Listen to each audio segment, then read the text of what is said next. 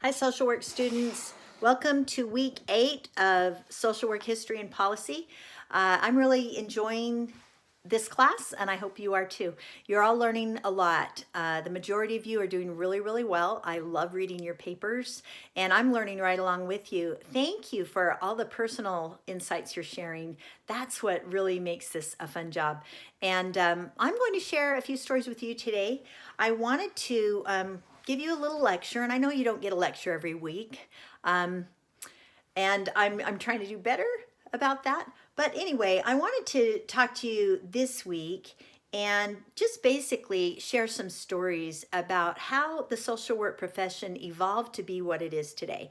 You know, where we came from historically, how different individuals and different organizations have impacted modern day social work. So I hope you enjoyed this lecture. I've enjoyed putting it together for you. All right, so social work had its roots in attempts that society at large had to deal with the problem of poverty.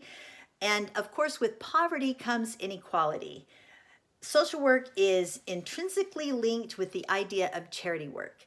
And so we're going to talk a little bit about that. We're going to talk about it in broader terms. The concept of charity goes back to ancient times.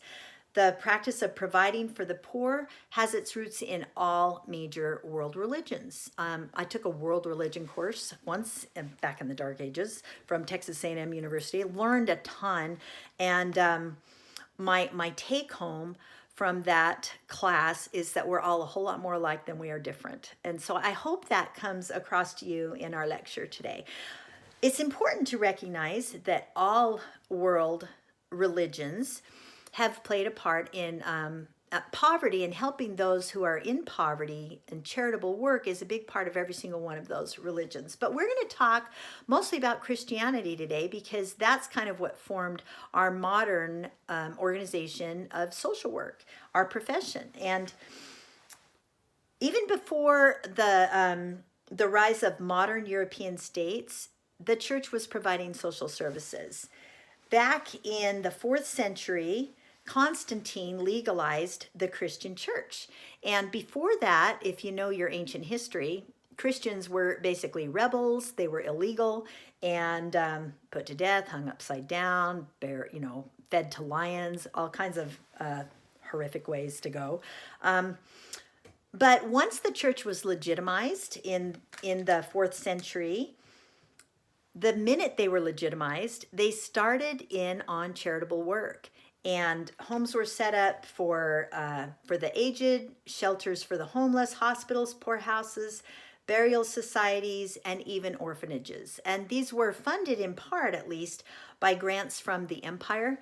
And so government funded early on, but it was the church that really wanted these things to happen. And if you're a Bible reader, I'm a Bible reader, and if you understand the teachings of Christ, which is of course why they were called Christians, is they followed the teachings of Christ.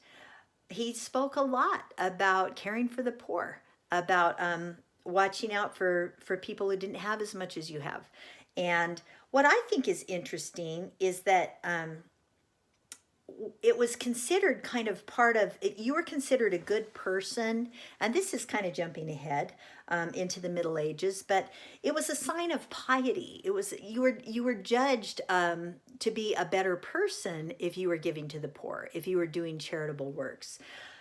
But let's back up a little bit more. So in 580 AD, the church had a system for circulating consumables to the poor. This was associated with a parish. So the parish was set up, and that basically, if you don't have a Catholic background, what a parish means, and you guys have all read this in your required reading, but basically it was how many people fit who were in a certain area. And that was considered a parish. And so within this parish was a monastery or a few monasteries, and these served as comprehensive social service agencies, basically. The monastery is where you went. It was, they acted as hospitals, homes for the aged, orphanages, and even like travel aid stations or, a maverick. I wonder if you could, you would stop at a monastery if you were traveling and needed help, needed something. bowl of beans, I don't know, Big Mac. Anyway, during the Middle Ages, the Christian church had more of an influence on European society, and it had grown to kind of encompass and control pretty much everything. Charity was in the form of direct relief. So giving money, food, other material goods to alleviate whatever the need was. There wasn't really a bureaucracy in place like we have today with a modern welfare system. It was more just a case-by-case basis. It wasn't until the emergence of urbanization that the informal helping systems of the church were replaced by social welfare services. So we went from a very informal system where people just gave what they had to a very formal system where we have programs, we have organizations that provide for people. So in modern day, we think of social work as as a profession that has a modern and scientific origin, which it does. We want to definitely be evidence-based in our practice, but I think it's important to recognize that we originated from, very early on from people who just cared. Now, there's 3 different aspects in your lecture outline this week that refer to this modern day and who we are, why we are who we are. The first is individual casework, and this was a strategy that was pioneered by the Charity Organizational Society in the mid-19th century. So, individual casework. The second is social administration, and so that includes forms of poverty relief. This, of course, has its roots in the poor laws of the 17th century, and it's an important concept that we have. The third is social action. So rather than engaging in the resolution of immediate individual requirements, the emphasis was placed on political action, working through the community and the group to improve social conditions and alleviate poverty. So those are the 3 approaches in our modern day. But where did we come from? How did we evolve to that? The social work profession originated in 19th century England. What was significant about that time? Well, think about it. The 1800s, what was going on in England in the 1800s? For those of you who are readers, like I am, if you've read any of Jane Austen's novels, you recognize that there was definitely a disparity between the wealthy and those in poverty, and never the twain shall meet, right? Unless they were working for the others. There was also a big difference and different privileges if you were male that you didn't have if you were female. And so that's something that Jane Austen points out. And we love her literature even to this day because she's so, she studied the culture so well and understood the nuances in that culture in a way that we still get. And I think that's really cool about her. She was also considered to be on the autism spectrum by many. And I love that too. But one of the people that I want to talk about to you today who really was kind of a forerunner for the social work profession, and as well as the idea of social welfare, is Charles Dickens. And let me tell you a little story. So when I was a little girl, my mom had a lot of little kids running around. I was number 9. Yeah, does that explain anything, you guys? Okay. Anyway, a lot of little kids running around, and she used to say to us, "Oh, you guys are noisy as the Dickens, or you're hungry as the Dickens, or filthy as the Dickens." And so one day I said to her, "Mom, what's a Dickens?" And she started laughing, and then she said, "Well, I guess that refers to Charles Dickens, and he wrote a lot about the little children that were running around London and living in poverty."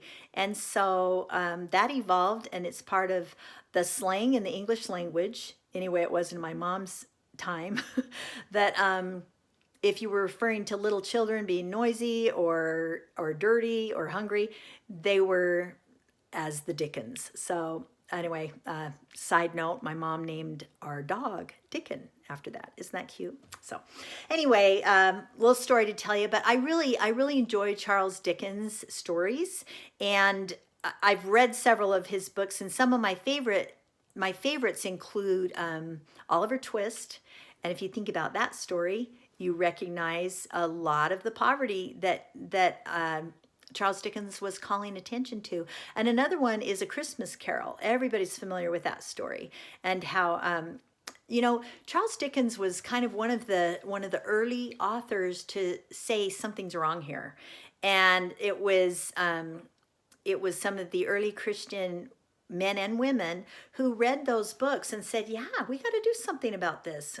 What can we do to make a difference? And so poverty was the main focus originally of social work, and it's intricately linked with the idea of charity work. So it was a lot of these early Christians were some of the early social workers.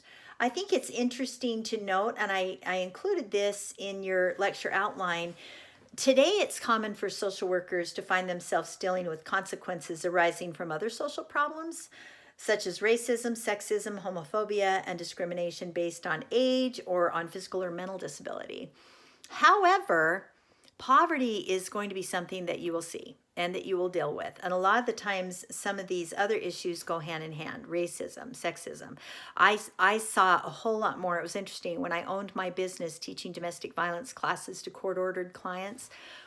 The men who were court-ordered to take my classes, there were a whole lot more of them than women, but very few of them were living in poverty, very few. Whereas the women who were court-ordered to take my classes, the majority of them were living in poverty. And I think that says something about rural Nevada culture, at least in a mining community where there might be jobs more readily available for men than there are for women. Or maybe it was indicative more of the fact that these women were home raising children and didn't feel like they could work or were qualified or whatever. So the poverty laws came about as in the aftermath of the Black Death. Now, this is what's really interesting. So here we are living through a pandemic, right? And in the midst or in the aftermath of a pandemic. And we get to see firsthand, and I love many of you are writing papers about this right now, and I really find it fascinating. We get to see firsthand what happens when labor's in short supply. And this is what happened. This is what some of the poor laws came about because people were, after the Black Death, after the plague, there were very few laborers, and it was hard to get people to work, and there was a greater need. It definitely trimmed down the population. So the people that were left were strong, but maybe they weren't as well qualified, they weren't as skilled, and more used to living off of handouts. And so this was when some of these poor laws came about.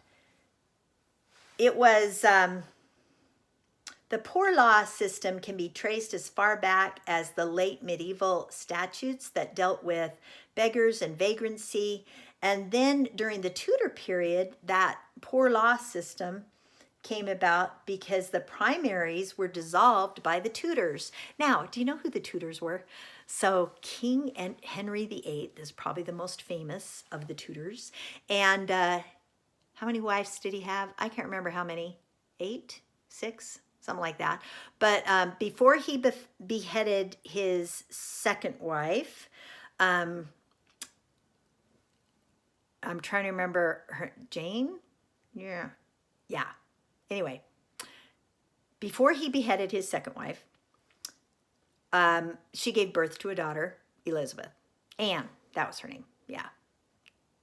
Anyway, she had 6 fingers on one hand. Did you know that? Okay. Anyway, her daughter Elizabeth is why they're called the Elizabethan Poor Laws. It was under her rule that it was decided that people living in poverty should have a little more motivation. We needed to take care of them, and this system was created to help relieve the poverty, to provide relief for those who were too ill or old to work. And this is what I think is interesting. The so-called impotent poor was the form of a payment or items of food, a parish loaf, or clothing, also known as outdoor relief. So some aged people might be accommodated in parish almshouses, but able-bodied beggars who had refused work were often placed in houses of correction. So it was definitely set up to motivate people to provide for themselves. And if you don't understand that at this point, that's just an important thing to understand. Almshouses were set up in colonial America. The almshouses were built to house vulnerable people with no other support, including people with long-term illnesses or older people who didn't have families. And the first one was built in 1713 near Philadelphia, and it was only open to Quakers. Isn't that interesting? Some of my ancestors were Quakers. The second one was built nearby in 1728. This time it was built with public money. And then in 1736, New York opened a poorhouse, and it was called the Poorhouse of the City of New York. Very original. A few years later, New Orleans opened St. John's Hospital to serve the poor of that city. So the Poor Law Amendment Act completely overhauled the existing system in Britain and established a Poor Law Commission to oversee the national operation of the system. So this included forming together of small parishes into poor law unions and the building of workhouses for each union. So those poor laws, there's a few interesting people who influenced that. You've already studied a lot about Jane Addams and others, but I want to share with you today the story of Octavia Hill. She was a social reformer and one of the founders of the National Trust. I really like her story. Born in 1838, and she was born into a family of social reformers. So around the kitchen table, they talked about what they could do to help people. Her grandfather was Thomas Southwood Smith.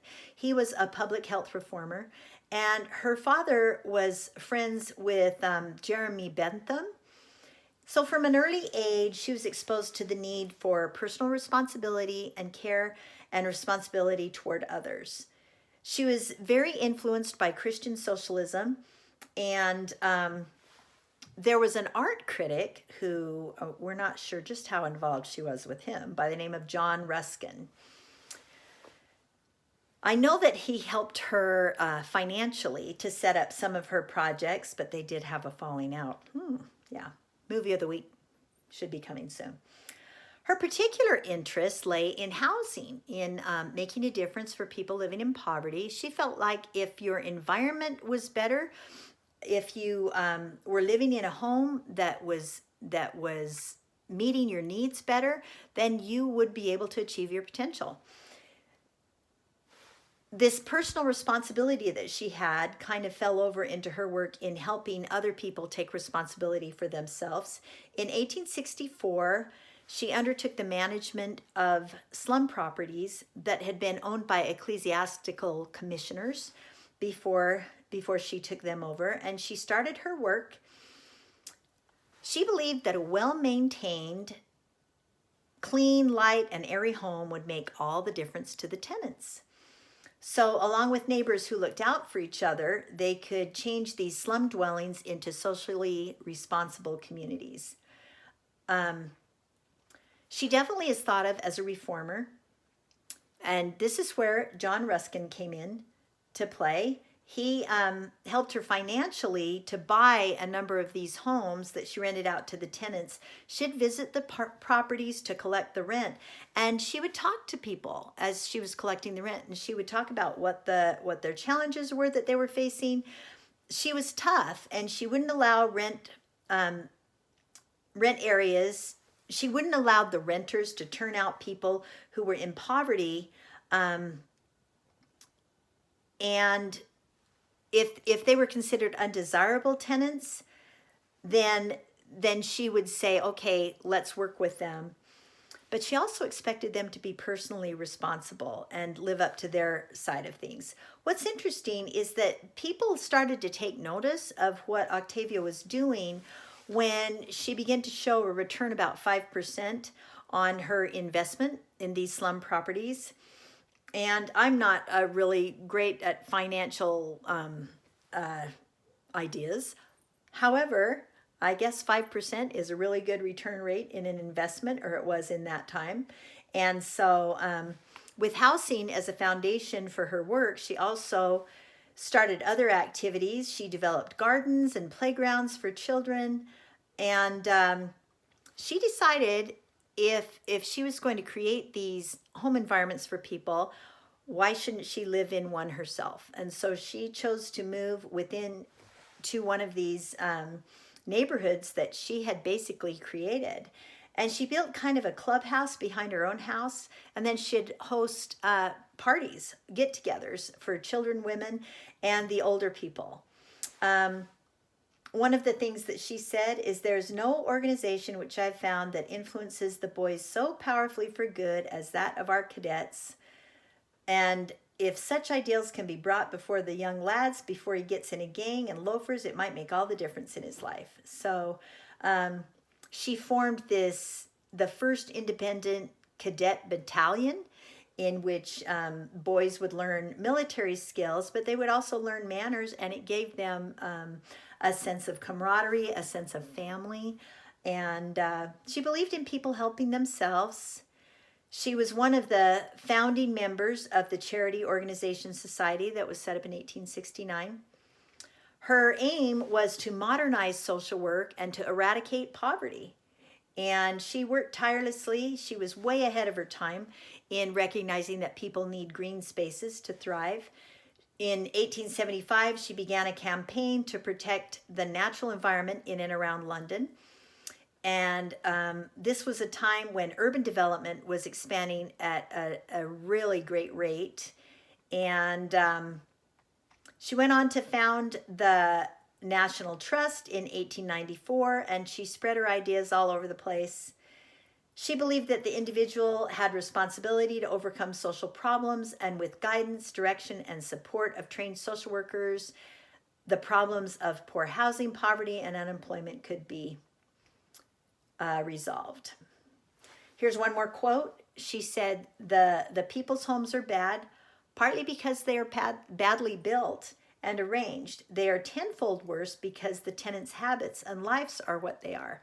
Transplant them tomorrow to healthy and commodious homes, and they would pollute and destroy them unless you change their attitude as well. So I think this is really interesting. I actually had an opportunity to work in the inner city of East Cleveland early on in my career. And this was when President Bush was at the helm and was trying to get people off of poverty. And so an organization put together, it was called Invictus Training. And they put together, it was established by a social worker there in the inner city of Cleveland. And she decided that what the people needed to do, and she worked directly with parents of the Head Start children in East Cleveland. And she basically hired me to come and teach them parenting and Stephen Covey, 7 Habits of Highly Effective People skills. And she set up, she had this all government funded, and people who were living under poverty, who were parents of these children in the Head Start program, were invited to come and spend a weekend at the Marriott Hotel downtown. And basically they were told, you deserve this, you deserve to have a nice environment. And then teachers were brought in, instructors were brought in to share different concepts with them and help basically build their self-esteem and build the idea that yes, they could get a job and they could do something to improve themselves. And so it was really an interesting thing to be a part of, and kind of goes along with some of these attitudes that this forerunner, Octavia Hill, had. about the social work profession. So anyway, that's my lecture for today. A little short and sweet, but please don't hesitate to call, text, or email me if you have any problems. And I will look forward to reading your next assignment.